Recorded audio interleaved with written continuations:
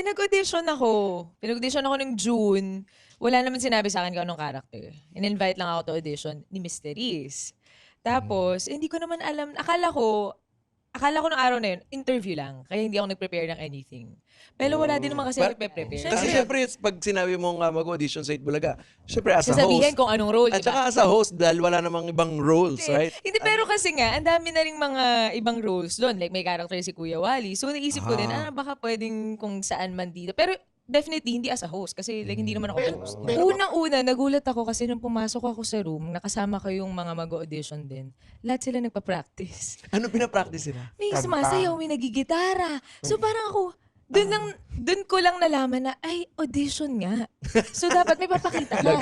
Anong Yun na gagawin mo? nga. Na parang sana, kung alam kong audition na may na ganun talaga, siguro sana nag-prepare ako. Pero meant din siguro mangyari na hindi ako mag-prepare ng Kung anything na hindi sakaling ko alam. nag-prepare ka, Maganda yan.